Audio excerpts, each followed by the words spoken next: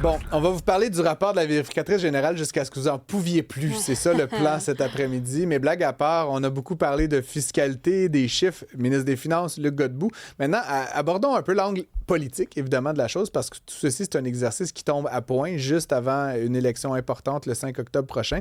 Antoine Robitaille, tu as évidemment pu voir, lire, décortiquer tout ça déjà. Qu'est-ce que tu en penses? Ben moi, je voudrais dire quelque chose de bien là, à propos du processus.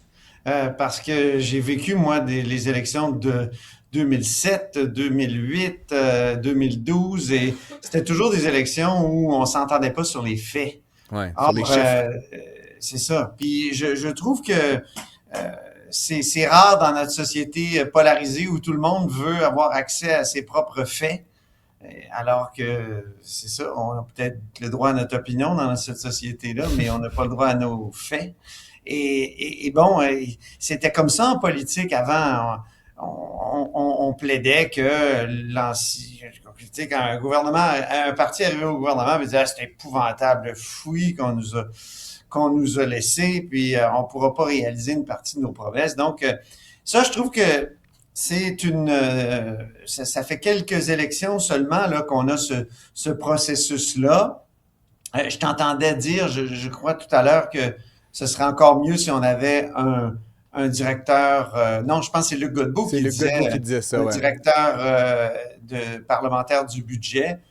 Peut-être, mais on a quand même un truc intéressant où c'est le ministère des Finances qui fait des prévisions, qui aussi essaie de faire une présentation des finances publiques la plus objective possible.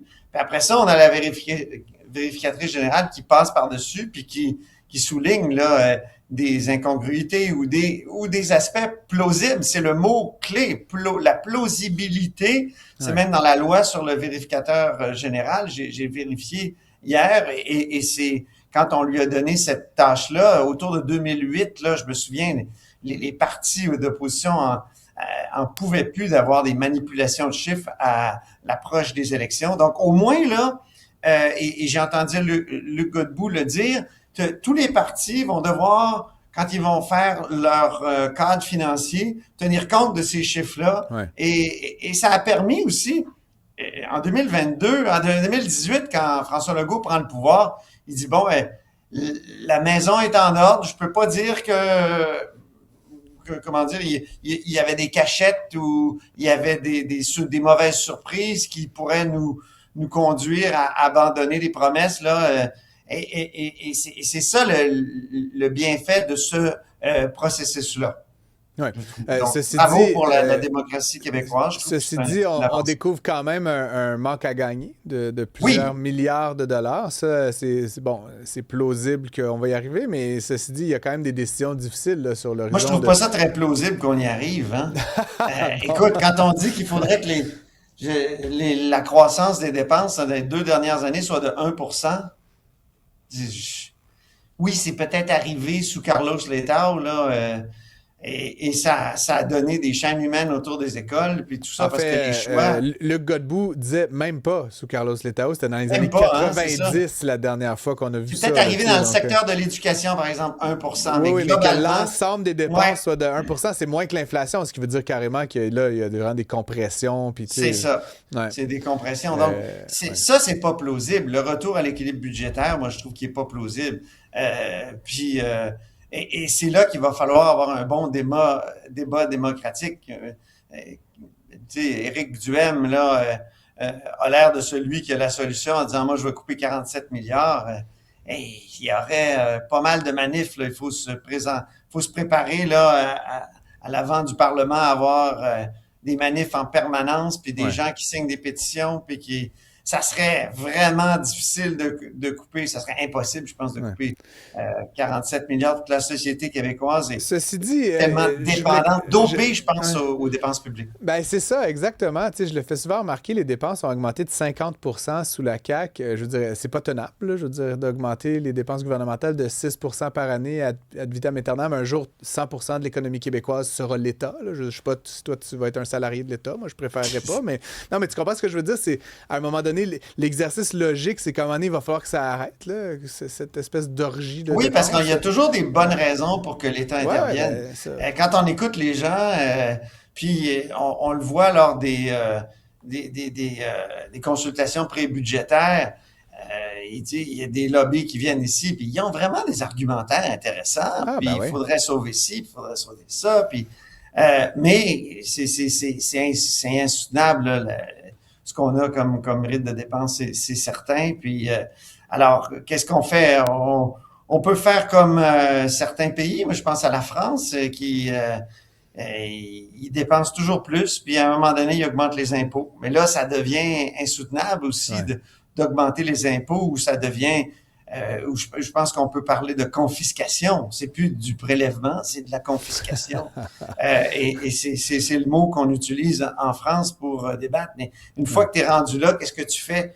Tu as la population qui souvent est assez heureuse parce que la redistribution de la richesse, c'est bien tout ça, mais quand il n'y a plus de richesse à distribuer, ben, ça devient très, très difficile. Antoine, parlant de distribution de la richesse, il y a quand même eu une grosse annonce aujourd'hui. J'en ai fait mon édito d'ouverture. Moi, je suis très excité par l'électricité en général, là. Oui, Et puis bon, là, c'est quand même une ça idée. t'électrise. Ben, ouais, sans faux jeu de mots, ça me branche. C'est comme la baie James BIS. Là. On parle de 14 000 mégawatts. La baie James, c'est 16 000. Je veux dire, c'est immense là, ce qui a été annoncé Oui, puis aujourd'hui. c'est plus gros que ce qui a été annoncé par François Legault, Oui, oui, c'est puis ça. l'ancien premier ministre de Terre-Neuve en 2024. Et là, je me demande, c'est-tu un monstre qu'on est en train de nous présenter qui existera jamais, au fond? Je me pose la question, c'est tellement énorme ce qu'on annonce. Oui, c'est excitant. Oui, on en a besoin parce qu'on a promis de doubler la capacité d'Hydro-Québec dans les 10-15 prochaines années. Donc, il fallait faire quelque chose comme une entente avec Terre-Neuve. Moi, je pense que la première entente était peut-être suffisante, mais Terre-Neuve est tellement traumatisée par l'entente de 1969 que, Ouais. tu sais, Wakeham, l'actuel premier ministre de Terre-Neuve, a gagné ses élections là-dessus, en jouant là-dessus, a dit, Ouais. je vais lancer une commission d'enquête qui Ceci va dit, réviser tout ça. traumatisé Ouais. par 1969, mais plus récemment, dans leur grande colère, ils ont dit on va faire ça tout seul. Finalement, Muskrat Falls, c'est une catastrophe. Ils ont fait une Oui. centrale de 854 mégawatts qui leur a coûté 13 milliards de dollars. C'est comme, c'est une espèce de, c'est, je pense, presque 2 fois le coût initial estimé.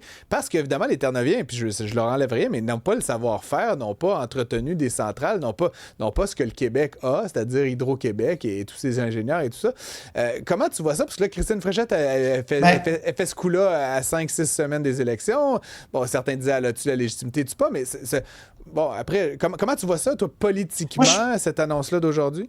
Moi, je pense qu'elle a la légitimité de faire ça. Il y a une précipitation qui fait en sorte qu'on fait entrer un nouveau joueur dans le domaine de l'énergie au Québec, c'est le gouvernement fédéral.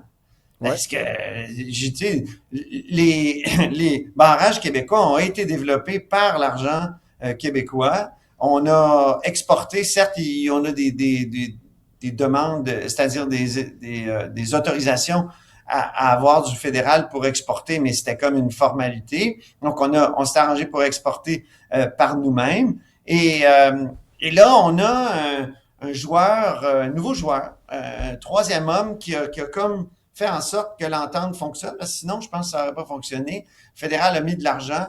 Et je trouve là que c'est assez paradoxal de voir un gouvernement autonomiste, qui se dit autonomiste, en fait, Ouais. la CAQ, qui finalement ouvre la porte à la plus grande perte de souveraineté sur je dirais, le symbole de la souveraineté et du maître chez nous, c'est Hydro-Québec. Ouais. Et là, ceci est-ce dit, que ça veut dire? le fédéral prend pas de part de gouvernance. Ils Non. mettent de l'argent, c'est un cadeau. Là. En fait, je veux pas, il n'y a jamais de cadeau en Oui, mais politique. on va peut-être se retrouver dans une espèce de grand corridor électrique pan-canadien où le fédéral on sait, le fédéral met quand même de l'argent. Il y a des crédits d'impôt, ce qui va permettre d'ailleurs à baisser le coût de l'électricité pour le commun des mortels à Terre-Neuve, 15%, le premier ministre a dit. Alors c'est quand même gros, ça. Et ça, c'est le fédéral qui rend ça possible, si je ne m'abuse, si j'ai bien compris. Et quand, évidemment, le fédéral se mêle de quelque chose, met de l'argent, il veut du contrôle à un moment donné. On le voit en santé. Il avait dit que ce serait sans condition, mais finalement, évidemment, tu as une population qui dit, ben moi, j'aimerais avoir des services, tout ça, puis il se tourne vers n'importe quel gouvernement. Il n'est pas au courant, lui, du partage de compétences. Donc, il dit, fédéral, aidez donc, là. Oui, on va aider, mais on va demander des contrôles en matière de santé pour atteindre des objectifs. Mais c'est ça qui va à l'encontre du fédéralisme. Le fédéralisme, c'est des gens, des gouvernements qui sont souverains dans leur palier de dans leur ceci étant dit, et on se laisse là-dessus, Antoine, là, il y a une campagne, donc comment tu vois les autres partis réagir? Là? Parce que cette entente-là, moi je dis sur le fond, l'énergie, les centrales, wow, 14, moi personnellement ça m'excite, mais politiquement je suis indifférent, mais moi le projet d'ingénierie, je le trouve, c'est générationnel. Il est érotisant, je suis d'accord avec toi. C'est la Bay James des années 2020. Là, il y a beaucoup de choses à préciser, il faut que les Inuits acceptent. Il faut qu'aussi... C'était la même chose en 1960, là, non? Comme je veux dire, 1950. Oui, mais là, le droit autochtone a beaucoup progressé. Et je lisais des affaires très étranges dans le texte de l'entente tout à l'heure, là. C'était écrit à l'article 6.12, droit applicable. Les dispositions contraignantes de la présente entente sont régies, interprétées et appliquées conformément aux lois de la province de l'Ontario. J'ai écrit à Hydro-Québec. J'ai dit pourquoi? Qu'est-ce que l'Ontario vient faire là-dedans? Alors, il y a des choses à préciser. Je pense toutes sortes d'affaires comme ça quand on lit le texte. Je pense qu'ils n'ont pas fini. Il y a un comité qui est en place qui va travailler jusqu'à fin décembre. Ouais. Juste pour répondre à ta question politique rapidement en terminant, moi, je pense que c'est un bon coup de fléchette, mais ça pose un méchant dilemme pour Paul Saint-Pierre Plamondon qui se retrouve à dire est-ce qu'il va être obligé de dire encore une fois je suis contre l'entente, je vais la déchirer ou je vais faire comme Wakeham, je vais mettre sur pied une commission qui va étudier tout ça. Et là, on va lui dire évidemment pendant la campagne électorale, vous voulez isoler le Québec comme avec le TGV, tout ça. Je pense qu'il y a un dilemme là pour le Parti québécois. Puis pour le Parti libéral, ben il n'arrête pas de dire qu'il faut s'entendre avec les autres provinces. Mme Fréchette va dire, ben oui, je me suis entendu, voilà, on a l'entente. On leur a damé le pion, finalement. Exactement, et c'est exactement le fédéralisme qui dit que Charles Milliard n'arrête pas de prôner. Ben, Christine Fréchette l'a exercé, elle l'a réalisé. Ce sera donc un enjeu de l'élection, assurément, que cette entente avec Churchill Falls. On va en reparler avec toi, Antoine, tous les jours cette semaine. Merci d'avoir été avec nous. Au plaisir. Salut, à demain.